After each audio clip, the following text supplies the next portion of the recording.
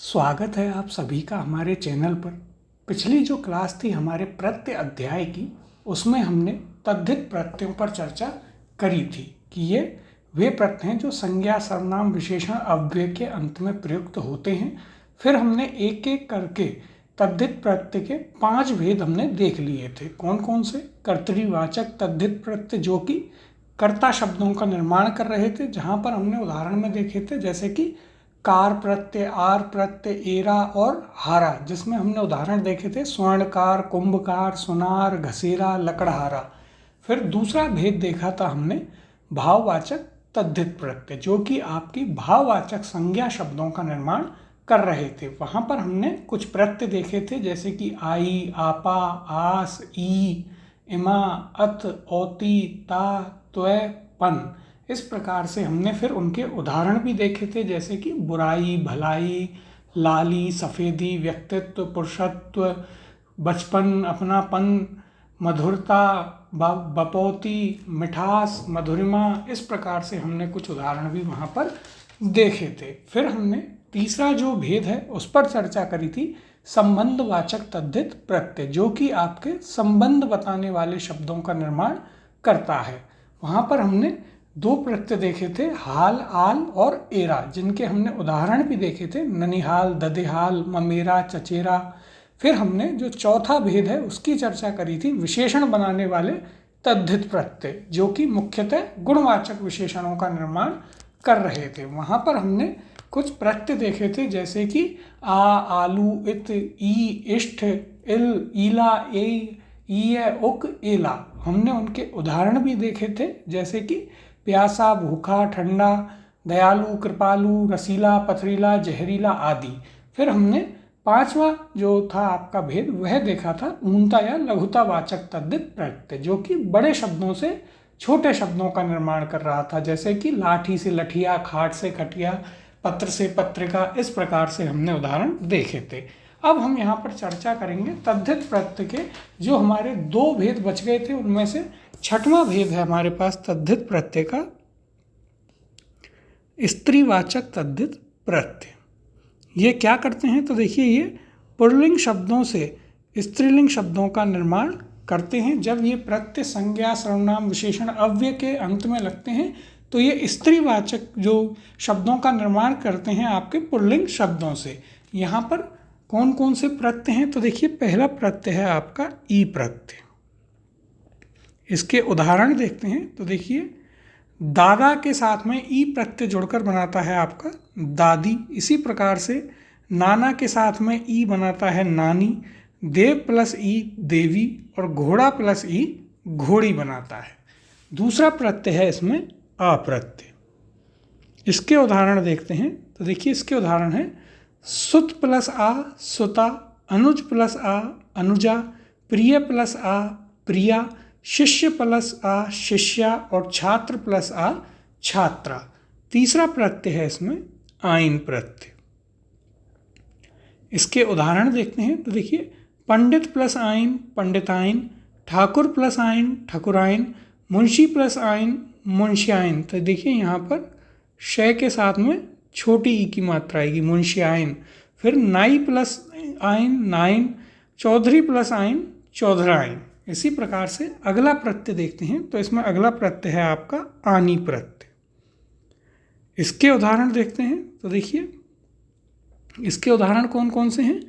नौकर प्लस आनी नौकरानी, इंद्र प्लस आनी इंद्राणी, देवर प्लस आनी देवरानी, जेठ प्लस आनी जेठानी और सेठ प्लस आनी सेठानी। इसी प्रकार से अगला प्रत्यय है हमारे पास एका प्रत्यय। इसके यदि हम उदाहरण देखें तो देखिए, अध्यापक प्लस एका अध्यापिका, बालक प्लस एका बालिका, शिक्षक प्लस एका शिक्षिका और लेखक प्लस एका लेखिका। फिर है आपका इन प्रत्यय। इसके उदाहरणों की चर्चा करते हैं तो देखिए, पड़ोसी आपका पुल्लिंग शब्द है और पड़ोसी प्लस इन पड़ोसिन, बाघ प्लस इन बाघिन। इसी प्रकार से लोहार प्लस इन लोहारिन, माली प्लस इन मालिन, मालिक प्लस इन मालकिन। अगला प्रत्यय इसमें देखते हैं हम आपके स्त्रीवाचक तद्धित प्रत्यय में। तो अगला प्रत्यय है हमारे पास ईया प्रत्यय। अब एक एक करके इसके उदाहरण देखते हैं। तो देखिए यहाँ पर पुल्लिंग शब्द है बंदर, बंदर प्लस ईया बंदरिया, कुत्ता प्लस ईया कुतिया, चिड़ा प्लस ईया चिड़िया। इसी प्रकार से अगला प्रत्यय है नी प्रत्यय। इसके उदाहरण देखते हैं। तो देखिए शेर प्लस नी शेरनी, हाथ प्लस नी हथनी, मोर प्लस नी मोरनी। तो देखिए यहाँ पर जैसे हाथी प्लस नी हथनी बना है, तो हमें एक चीज़ यहाँ पर शुद्धि यहाँ पर याद रखनी है कि इसे हम हथनी बोल देते हैं, जो कि आपका अशुद्ध है। शुद्ध आपका होता है हथनी, जो कि आपका इस प्रकार से लिखा जाता है। तो ये चीज़ भी हमें यहाँ पर शुद्धि भी यहाँ पर याद रखनी है। तो हथी आपका हाथी से हथनी बनता है, जो कि इस प्रकार से शुद्ध रूप में लिखा जाता है। फिर अगला जो यहाँ पर बनता है आपका प्रत्यय वह है ओई प्रत्यय, और यह महत्वपूर्ण है क्योंकि यह आपका एक अपवाद है। तो यह प्रत्यय ओई प्रत्यय आपका महत्वपूर्ण है, इस पर हमें ध्यान देना है, क्योंकि यहाँ पर देखिए यह आपके स्त्रीलिंग शब्द से ही स्त्रीलिंग शब्द का निर्माण करेगा, पुल्लिंग से स्त्रीलिंग शब्द का निर्माण नहीं कर रहा है। उदाहरण से हम इस चीज़ को देखते हैं। तो देखिए ननद प्लस ओई नंदोई, और बहन प्लस ओई बहनोई। तो यहाँ पर आप देख सकते हैं कि ननद और बहन ये दोनों ही आपके स्त्रीलिंग शब्द हैं, और इनके साथ ओई प्रत्यय आकर पुनः स्त्रीलिंग शब्द बना रहा है, नंदोई और बहनोई, जो भी आपके स्त्रीलिंग शब्द हैं। तो इसलिए मैंने कहा कि यह आपका अपवाद स्वरूप यहाँ पर कार्य कर रहा है। तो देखिए यहाँ पर हमने चर्चा करी है आपके स्त्रीवाचक तद्धित प्रत्यय की। यह क्या करता है? तो यह आपके ये जो प्रत्यय होते हैं वे पुल्लिंग शब्दों से स्त्रीलिंग शब्दों का निर्माण करते हैं। इसमें हमने चर्चा करी सबसे पहले ई प्रत्यय की, जिसमें हमने उदाहरण देखे। पुल्लिंग शब्द लिया दादा, और दादा प्लस ई बनाता है आपका दादी। उसी प्रकार से नाना से नानी, देव से देवी, और घोड़ा प्लस ई बनाता है घोड़ी। फिर हमने दूसरा प्रत्यय इसमें देखा आ प्रत्यय, उसके हमने उदाहरण देखे। पुल्लिंग शब्द लिया सुत, जिसका अर्थ होता है बेटा, और सुत प्लस आ बनाता है सुता, जिसका अर्थ होता है बेटी। फिर हमने इसमें अन्य उदाहरण देखे, जैसे अनुज प्लस आ अनुजा, प्रिय प्लस आ प्रिया, शिष्य प्लस आ शिष्या, और छात्र प्लस आ छात्रा। तीसरा इसमें प्रत्यय देखा हमने आइन प्रत्यय, जिसके हमने उदाहरण देखे। तो देखिए पुल्लिंग शब्द हमने लिया पंडित, और पंडित प्लस आइन बनता है आपका पंडिताइन। उसी प्रकार से हमने आगे उदाहरण देखे। ठाकुर प्लस आइन ठकुराइन, मुंशी प्लस आइन मुंशियाइन, नाई प्लस आइन नाइन, और चौधरी प्लस आइन चौधराइन। फिर हमने यहाँ पर चौथा जो प्रत्यय था उसकी चर्चा करी, और वह था आपका आनी प्रत्यय। इसके हमने उदाहरण देखे। तो देखिए सबसे पहले हमने देखा था नौकरानी, जो कि आपका बना है नौकर पुल्लिंग शब्द के साथ आनी प्रत्यय आने से नौकरानी। इसी प्रकार से इंद्र प्लस आनी इंद्राणी, देवर प्लस आनी देवरानी, और जेठ प्लस आनी जेठानी। इसी प्रकार से सेठ प्लस आनी सेठानी। फिर हमने पांचवा जो प्रत्यय है स्त्रीवाचक तद्धित प्रत्यय में, वह देखा आपका इका प्रत्यय। इसके उदाहरण कौन कौन से थे? तो देखिए पहला था अध्यापिका, जो कि कैसे बना? तो अध्यापक आपका पुल्लिंग शब्द है, उसके साथ में इका प्रत्यय आकर बनाता है अध्यापिका। फिर हमने इसी प्रकार से देखे बालक प्लस इका बालिका, शिक्षक प्लस इका शिक्षिका, और लेखक प्लस इका लेखिका। फिर छठवां प्रत्यय था इसमें इन प्रत्यय, जिसकी हमने चर्चा करी, और पहला उदाहरण देखा पड़ोसिन। कैसे बना? तो देखिए पड़ोसी आपका पुल्लिंग शब्द है, और पड़ोसी प्लस इन बना आपका पड़ोसिन। इसी प्रकार से बाघ प्लस इन बाघिन, लुहार प्लस इन लुहारिन, माली प्लस इन मालिन, और मालिक प्लस इन मालिकिन। फिर हमने चर्चा करी ईया प्रत्यय की, जिसके हमने उदाहरण देखे। पहला बंदरिया, जो कि बंदर आपका पुल्लिंग शब्द है। ईया हमने यहाँ पर आपके प्रत्यय लिया और शब्द बना बंदरिया। इसी प्रकार से कुत्ता प्लस ईया कुतिया, और चिड़ा प्लस ईया चिड़िया। फिर हमने अगला प्रत्यय देखा इसमें नी प्रत्यय। उसमें पहला उदाहरण था हमारे पास शेरनी, जो कि आपका शेर पुल्लिंग शब्द है, उसके साथ में नी प्रत्यय आकर बनाता है शेरनी। इसी प्रकार से अगला उदाहरण था हथनी, जो कि हाथी प्लस नी से हथनी बना और मोर प्लस नी से मोरनी बना। फिर हमने अंत में चर्चा करी एक महत्वपूर्ण अपवाद स्वरूप जो आपका यहाँ पर है आपका प्रत्यय, वो था आपका ओई प्रत्यय।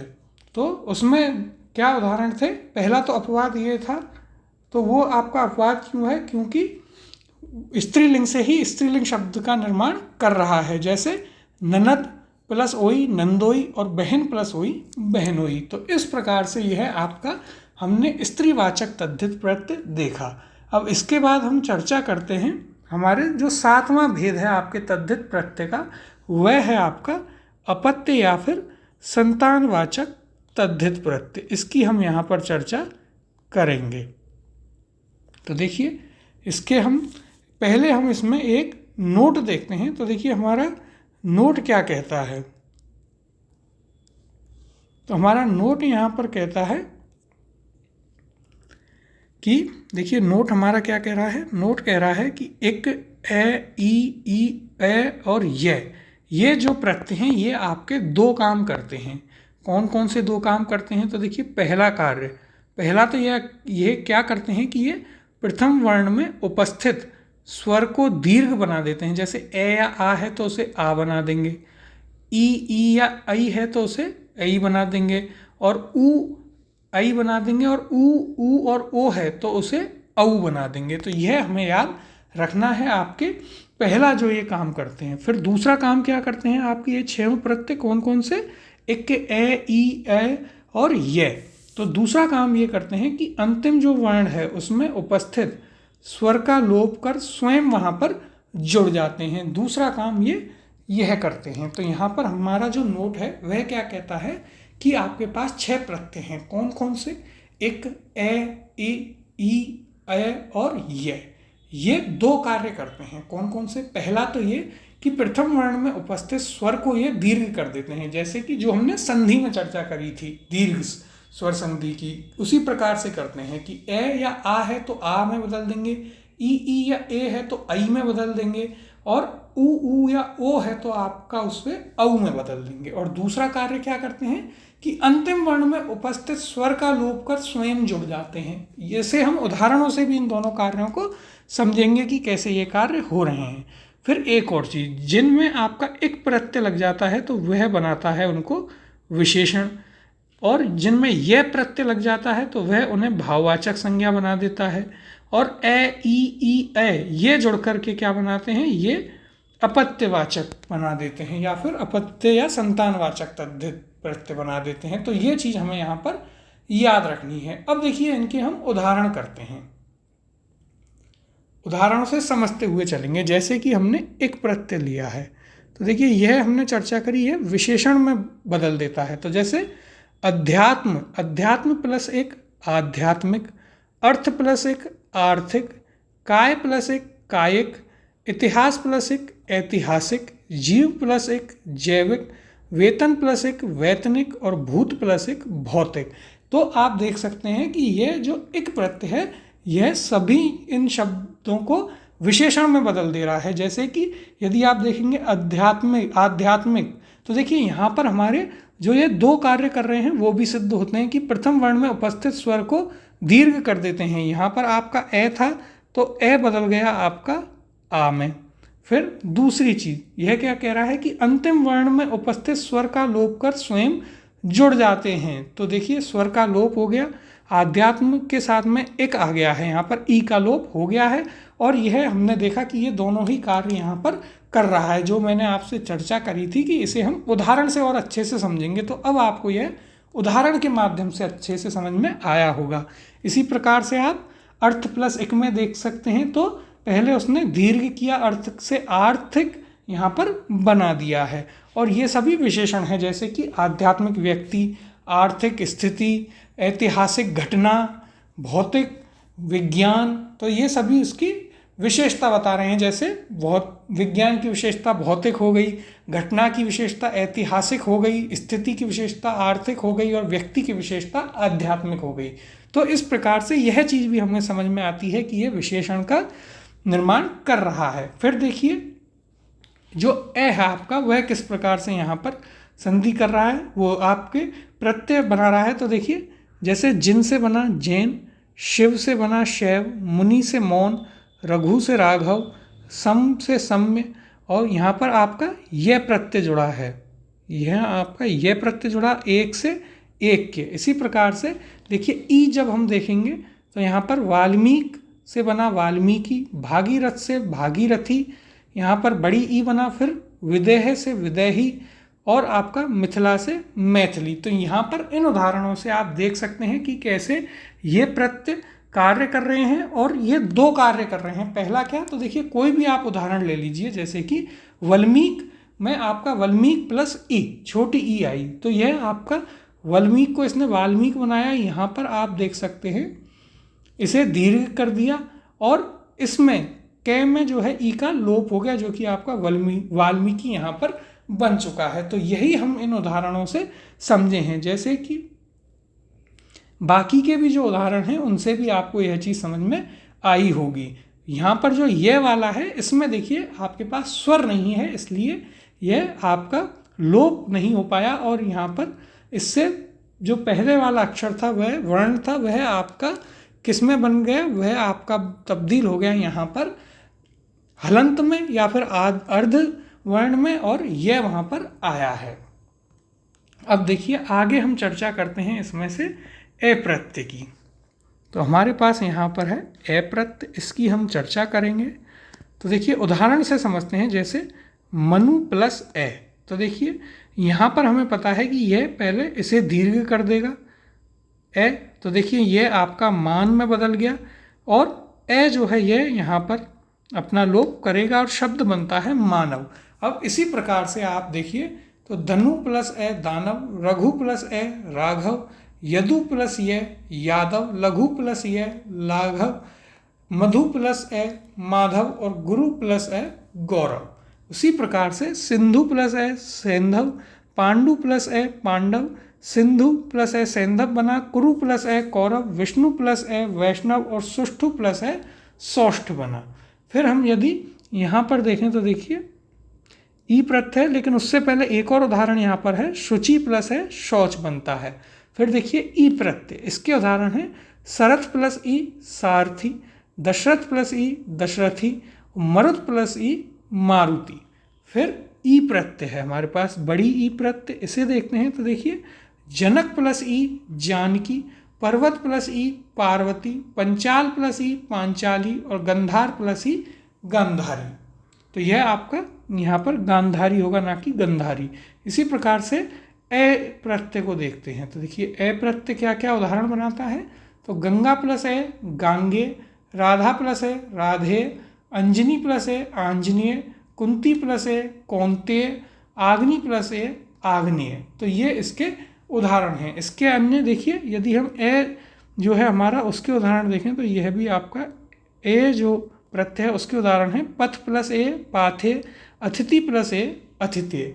तो ये हमारे हमने चर्चा करी है आपके जो तद्धित प्रत्यय हैं उनके सभी भेद हमने पूरे कर लिए हैं। एक और बार पुनः समझ लेते हैं, देखिए अच्छे से ध्यान से, आपके जो 7वां अंतिम भेद है अपत्य या संतानवाचक तद्धित प्रत्यय उसे। तो देखिए पहली चीज़ हमने यहाँ पर देखी कि पहला हमने देखा एक महत्वपूर्ण नोट कि 6 ऐसे प्रत्यय हैं जो कि 2 काम करते हैं। कौन कौन से? एक ए, ई, बड़ी ई, ये और ये क्या करते हैं? 2 काम। कौन कौन से? पहला कि ये प्रथम वर्ण में उपस्थित स्वर को दीर्घ कर देते हैं, जैसे कि ए या आ को बड़े आ में बदल देंगे, ई या ए को आई में बदल देंगे, ऊ या ओ को औ में बदल देंगे। दूसरा काम क्या करते हैं कि अंतिम वर्ण में उपस्थित जो स्वर है उसका लोप करके वहाँ पर स्वयं जुड़ जाते हैं। अब इसको हमने उदाहरणों से समझा। कैसे? तो पहला प्रत्यय लिया हमने एक प्रत्यय, उसमें देखिए और एक और चीज़ जो यहाँ पर ध्यान में रखनी थी कि एक आपका विशेषण बनाता है, यह आपका भाववाचक संज्ञा बनाता है, और आ, ई, बड़ी ई, ए और ये आपके अपत्यवाचक का निर्माण करते हैं। तो देखिए यहाँ पर हमारे पास क्या क्या उदाहरण हैं। तो पहला प्रत्यय हमने लिया यहाँ पर एक प्रत्यय। एक प्रत्यय के उदाहरण देखिए, पहला था आध्यात्मिक, वह कैसे बना? अध्यात्म प्लस एक से।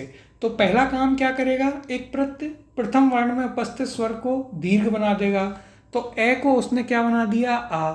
दूसरा काम क्या करेगा, अंतिम वर्ण में उपस्थित स्वर का लोप कर स्वयं जुड़ जाएगा, तो अंत में एक प्रत्यय जो है वह मिक बना देगा, तो शब्द बना आध्यात्मिक। उसी प्रकार से अर्थ प्लस एक आर्थिक बना, काय प्लस एक कायिक बना, इतिहास प्लस एक ऐतिहासिक बना, जीव प्लस एक जैविक बना, और वेतन प्लस एक वैतनिक बना। इसी प्रकार से भूत प्लस एक भौतिक बना। इसकी हम चर्चा कर चुके हैं, यह आपको समझ में आया होगा। इसी प्रकार से हमने आगे उदाहरण देखे, तो जिन से जैन, शिव से शैव, मुनि से मौन, रघु से राघव। फिर हमने चर्चा करी यह प्रत्यय के शब्दों की, कौन कौन से, तो देखिए सम प्लस यह, सम में एक प्लस यह एक के। और कौन कौन से उदाहरण देखे, तो देखिए वल्मीक प्लस ई, तो वहाँ पर वह आपका वा में बदला वाल्मीकि, अंत में ई प्रत्यय का लोप हुआ तो वाल्मीकि बना। इसी प्रकार से भागीरथ प्लस ई भागीरथी, जनक प्लस ई जानकी, विदेही प्लस ई वैदेही, और मिथिला प्लस ई मैथिली बना।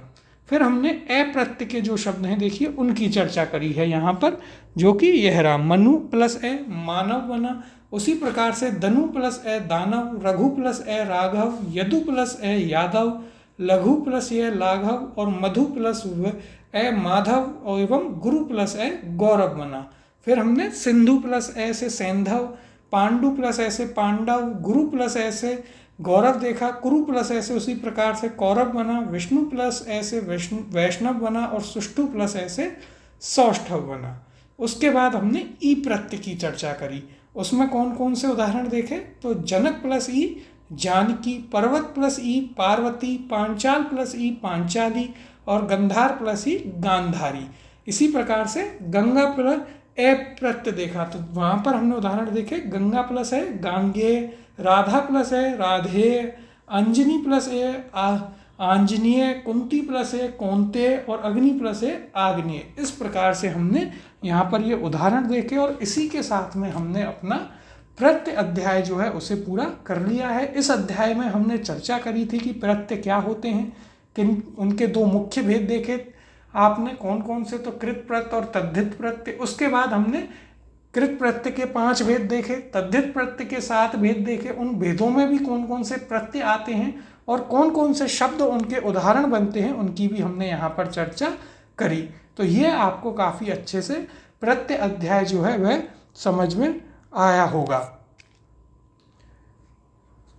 तो इसी के साथ हम अपना प्रत्यय अध्याय जो है उसे समाप्त करेंगे, और अगली क्लास से हम जो है अच्छे से दूसरे जो अध्याय है उसको प्रारंभ करेंगे।